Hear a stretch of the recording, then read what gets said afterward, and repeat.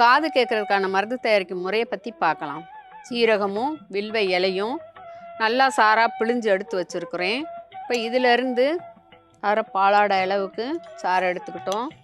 விளக்கெண்ணெய் ஒரு 1/4 ஸ்பூன் கூட சேர்க்கணும்.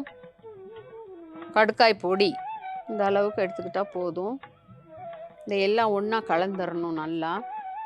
இப்போ இதை நெய் விளக்கில் முறித்து எடுக்கணும்.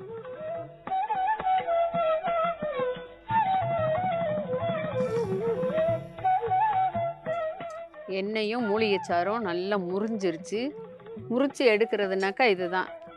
இப்போது அந்த எண்ணெய் மூலிகை சாறு சூடாக இருக்கா அப்படின்னு அதிகமாக ரொம்ப கங்கு விழுகிறாப்புல நீங்கள் வச்சுட்டிங்கனாக்கா அந்த மூலிகை சாரும் அதிக சூடாக இருக்கும். அதனால் தொட்டு பார்த்து கலந்துட்டு அப்புறமா குழந்தைக்கு கொடுக்கணும். இந்த மூலிகை சாறு எல்லாம் கொடுக்குறோம்னாக்கா வெறும் வயிறாக இருக்கிறப்ப கொடுத்தீங்கனாக்கா சீக்கிரமாக வேலை செய்யும். அதுக்கப்புறம் தினமும் கொடுக்க வேண்டாம்.